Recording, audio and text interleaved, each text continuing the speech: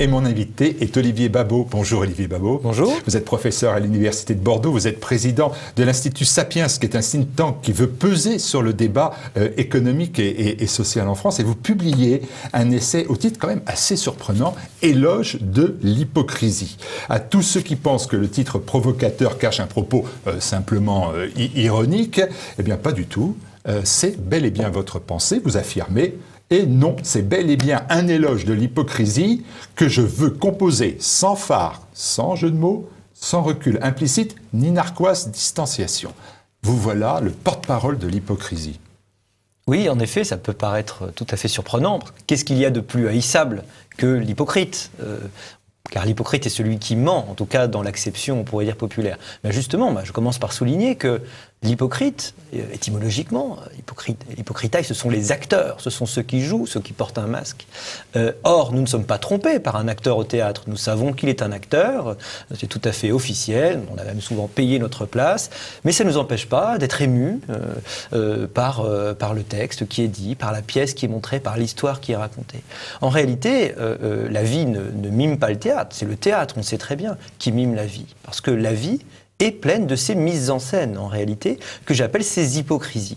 On pourrait dire que l'hypocrisie mensonge est un petit cas particulier qui effectivement est très frappant, parce qu'on essaye de nous tromper, l'escroquerie existe évidemment, mais ce n'est pas celui qui m'intéresse. Et cet éloge que j'ai voulu composer, c'est un éloge de tout le reste, tout ce qu'on ne voit plus en réalité, parce que peut-être on en a perdu l'habitude, on en a perdu la compréhension fine qu'on pouvait en avoir autrefois, c'est-à-dire ces mises en scène sociales, cette convention du paraître qui est une convention partagée et qui permet de rentrer en relation et non pas, encore une fois, de tromper. Vous avez utilisé le terme mensonge. Vous écrivez, il faudra réaliser que l'hypocrisie est depuis des millénaires l'assise secrète de la société humaine. Ce que vous dites revient en gros à faire l'éloge de la dissimulation, c'est le terme que l'on donne dans le Larousse au terme hypocrisie, donc au mensonge. Est-ce qu'on peut vivre avec le mensonge? Est-ce qu'on peut vivre comme un hypocrites, c'est-à-dire cet acteur grec, effectivement, qui porte, ou cet anonymous aujourd'hui, qui porte ce masque? Ce qui est dissimulé n'est pas forcément non connu, n'est pas forcément inconnu. C'est plutôt finalement un éloge de la représentation partagée, c'est-à-dire de la mise en scène sociale qui nous permet de faire comme si telle vérité pouvait être dite, telle façon de se comporter pouvait être, on pourrait dire, mise en commun, mais nous permettent au contraire d'avoir notre quant à soi, notre vie privée, qui est aussi notre espace de liberté. Notre espace de liberté, elle n'est pas un mensonge, elle est juste quelque chose qui est caché, qui est mis en retrait. Et je cite quelque chose qui paraît un petit peu vieux jeu, c'est pas très moderne, mais la politesse, qu'on appelait autrefois le savoir-vivre. C'est-à-dire la capacité de rentrer en relation avec quiconque, on pourrait dire en fonction de règles prédéfinies, qui certes font qu'à aucun moment il n'est question de mon vrai moi quand je m'adresse à quelqu'un, mais qui me permet de rentrer en relation, on pourrait dire en évitant les frictions justement, qui pourraient qui pourraient sortir d'une trop grande différence. C'est peut-être par incapacité justement aujourd'hui à maîtriser ce jeu social que des gens très rapidement peuvent en venir à des relations violentes, comme ils n'ont plus ce quant à soi de la politesse, pour dire cet être social, comme cet être social se confond avec leur être profond, et qu'on pourrait dire ils n'ont pas cette espèce de surpeau de protection, eh bien ils rentrent en violence physique directement avec quiconque est différent, c'est-à-dire à peu près tout le monde, avec quiconque est différent d'eux. Vous faites d'ailleurs le cas d'Internet où vous dites que la politesse n'existe plus et cela crée des conditions d'une grande violence, notamment en matière sexuelle, etc. Bien sûr, et c'est là le paradoxe, puisque justement c'est là où on utilise l'anonymat, mais on l'utilise de façon retournée, non pas pour permettre de rentrer en relation avec des gens de façon, on pourrait dire, médiée, mais au contraire pour pouvoir justement rentrer en relation en laissant toute convention commune, d'où, on pourrait dire, ces tribunaux révolutionnaires permanents que sont devenus les réseaux sociaux, et effectivement aussi l'épanchement de toutes les transgressions qu'on peut trouver sur Internet et qui trouvent libre cours grâce à cette hypocrisie qui, elle, est une hypocrisie déviée, ce que j'appelle dans le livre une hypocrisie maligne par opposition à l'hypocrisie bénigne, celle qui permettait l'entente et dont, pour le coup, j'ai voulu composer l'éloge. Alors, bénigne ou maligne, moi je vais continuer à contester votre point de vue avec politesse. Ce décalage entre les actions et les discours ont été dénoncés Et ils auraient dénoncé il y a plusieurs millénaires au nom de la morale. Je cite saint Paul, « Fuyez le mal de l'hypocrisie avec horreur, attachez-vous au bien de la vérité. » Et puis bien évidemment le Christ, dans l'évangile selon saint Luc, « Gardez-vous du levain des pharisiens qui est l'hypocrisie. » Je crois que... Voilà un argument définitif. Absolument. Comment s'opposer à saint Paul et à Jésus, c'est évidemment difficile. C'est pour ça que j'ai recours à eux. On ne parle peut-être pas de la même hypocrisie, d'ailleurs. Il faudrait voir, effectivement, s'il n'y a pas des questions de traduction derrière intéressantes. Qu'est-ce que vraiment le mot qui avait été employé, la réalité, c'est que je pense que là, ce qui est critiqué, c'est justement, c'est le menteur, c'est le trompeur, et c'est même plus que ça. C'est justement le puritain, qui, lui, est le seul à dire... Je ne suis pas hypocrite. Vous l'êtes tous. Vous êtes tous hypocrites. C'est ça, finalement, l'hypocrisie ultime. C'est l'hypocrisie de celui qui dit « Moi, je suis le seul authentique. » Et vous allez d'ailleurs vous plier à mon authenticité, à ma vision de l'authenticité. Je crois que ce qui est critiqué, c'est justement ça. C'est ce pharisianisme, finalement, de celui qui se veut être le pur et qui condamne les autres et les renvoie dans leur impureté. Et là, on est très très loin de l'hypocrisie dont je parle en réalité. Et pour votre éloge, est-ce que vous ne faites pas une différenciation assez simple et assez facile entre d'un côté les hypocrites et puis les Tartuffes? Et vous vous dites finalement, quand Molière faisait dans Tartuffe le portrait des faux dévots, ça ne concerne pas l'éloge que je fais de l'hypocrisie? Alors le Tartuffe, justement dont parle Molière, c'est l'hypocrisie effectivement inversée pour moi. Car le Tartuffe, c'est celui qui dit, mais justement, je ne suis pas dans la mise en scène. Et au contraire, c'est celui qui passe son temps à dénoncer les mises en scène sociales et à dire retournons à la pureté de l'authenticité. Et moi, je condamne précisément tous ces gens qui prétendent nous renvoyer à l'authenticité, souvent d'ailleurs de façon violente, au nom justement de leur propre pureté. C'est pour moi la plus grande des hypocrisies, de prétendre ne pas être hypocrite. Je vais changer d'attaque, si vous permettez, d'angle d'attaque, puisque l'éloge de l'hypocrisie, votre propos est-il pas derrière cela, finalement, de faire la critique des nouveaux puritanismes? Vous avez utilisé le terme il y a quelques instants. Et quelle est la première poussée puritaine, d'ailleurs, qui a été observée dans nos sociétés? Alors, il y en a eu tout au long de l'histoire. En réalité, on pourrait penser évidemment au protestantisme, au luthéranisme. C'est par définition, on pourrait dire, né de décalage terrible qui était né entre, on pourrait dire, la pratique de l'Église à une certaine époque et la lettre de ce qui a pu être dit. Par exemple, Sixte IV, donc celui qui a évidemment créé fait construire la fameuse chapelle Sixtine. C'est amusant qu'il ait à la fois appointé Torquemada comme grand inquisiteur, et à la fois il a eu l'idée pour se faire un peu d'argent, pour que l'Église se fasse un peu d'argent à l'époque, de taxer les prêtres qui vivaient en concubinage, ce qui veut dire que, on les connaissait, 2, on les laissait faire, et 3, on exploitait la chose de façon assez financière. C'était, on pourrait dire, toute cette espèce de génie très particulier de l'époque. Évidemment, on peut pas penser à l'époque des papes Borgia, qui était juste un peu après en réalité, contre quoi Luther a voulu s'opposer, enfin, ce à quoi Luther a voulu s'opposer. Ces poussées puritaines, il y en a eu beaucoup dans l'histoire, à tous les moments. D'ailleurs, on aurait pu penser aussi à d'autres poussées un peu plus tôt, comme Savonarole, par exemple, qui avait été un peu des préfigurations. Des gens qui, à un moment donné, se disent « mais arrêtons d'avoir ce décalage entre les actes et la lettre ». Or, ce qui est intéressant, c'est que le décalage entre les actes et la lettre finit toujours par avoir lieu. C'est d'ailleurs pour moi ce que j'appelle la roue de l'histoire. Ce qui va faire évoluer les mœurs, ce qui fait évoluer les pratiques, c'est précisément ce décalage qui subtilement fait évoluer la règle qu'on accepte. Le nouveau puritanisme, effectivement, dont on peut avoir peur aujourd'hui, c'est ce puritanisme progressiste qui est en train de se développer et qui, lui, a à sa portée des outils, on pourrait dire, qu'on n'aurait pas pu imaginer aujourd'hui et qui pourrait peut-être, mon avis, c'est ma crainte, bloquer pour le coup la roue de l'histoire. Oui, mais par exemple, vous fustigez la société de la transparence, qui, dites-vous là aussi, c'est celle de la surveillance permanente. Et on vous suit bien, la transparence, tout comme le puritanisme égalitariste, sont une nouvelle religion, avec ses dogmes, avec ses prêtres. Ceci près, mais que vous ne faites pas intervenir cette notion dans votre ouvrage, c'est que ce puritanisme ne se fait pas contre les peuples, il se fait avec le peuple. C'est le peuple français, ce sont les peuples qui exigent de la transparence, de leur politique, de leurs élites. C'est eux qui l'exigent, c'est personne d'autre. Les peuples sont très facilement manipulés, les gens sont manipulés, d'ailleurs on l'est tous. Donc en réalité, très souvent, on sait que derrière les majorités, il y a en réalité, d'ailleurs beaucoup de sociologues l'ont montré, par exemple c'est Moscovici qui l'a montré, il y a des minorités actives. C'est des minorités, ce sont des minorités actives qui font évoluer les choses, qui exigent toujours plus de transparence et qui exigent justement cette forme très particulière que peut prendre ce puritanisme chez nous. On dit souvent qu'on est dans une société relativiste, mais en réalité c'est pas vrai du tout.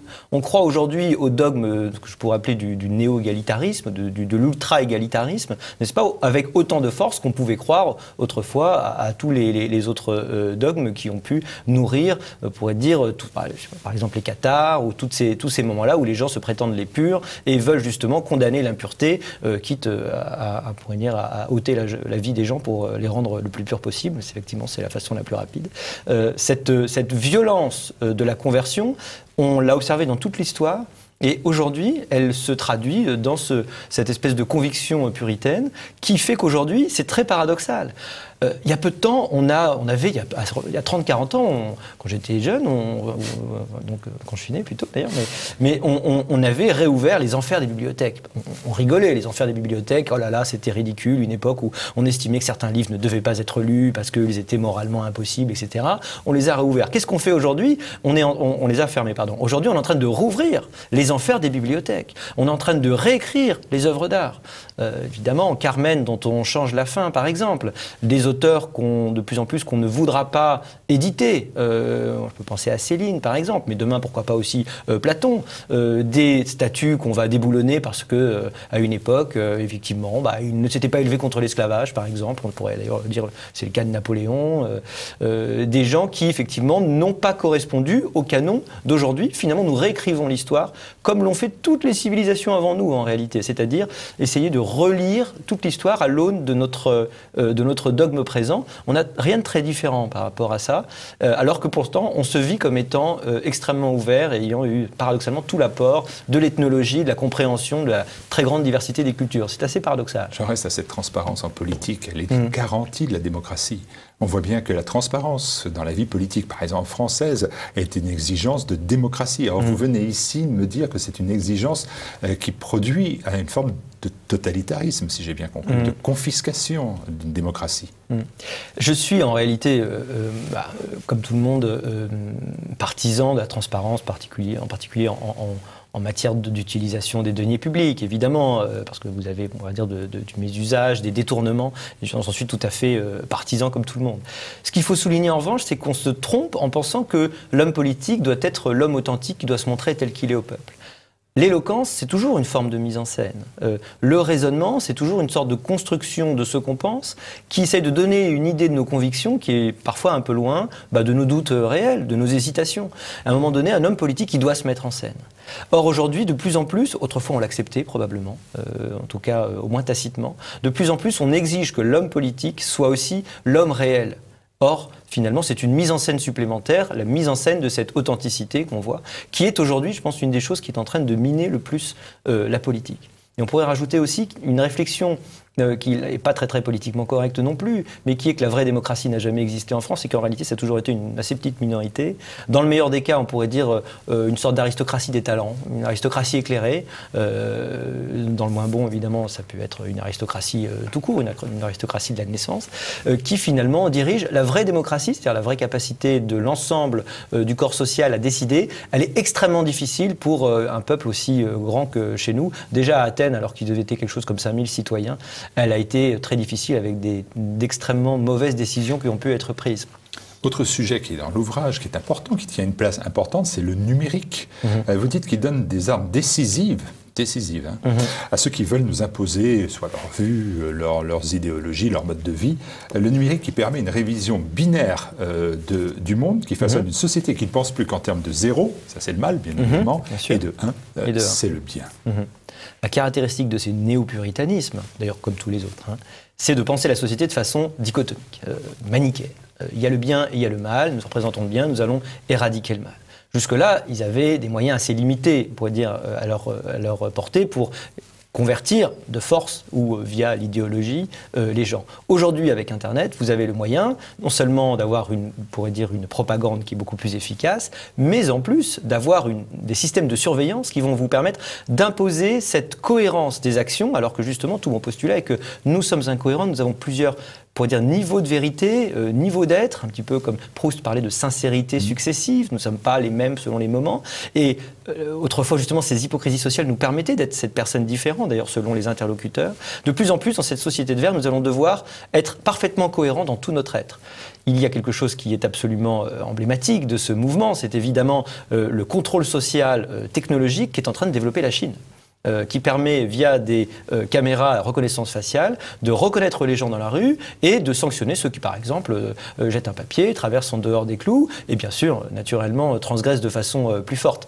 Et en échange, vous note socialement et votre bonne note sociale va vous permettre d'avoir accès plus facilement à des logements, de pouvoir voyager plus facilement, donc d'avoir le droit de sortir plus facilement. Bref, vous êtes dans une sorte d'immense prison à ciel ouvert où l'État va pouvoir contrôler la parfaite conformité des citoyens. On est là, on pourrait dire, dans des systèmes de contrôle totalitaire dont n'aurait jamais rêvé Staline ou même Mao.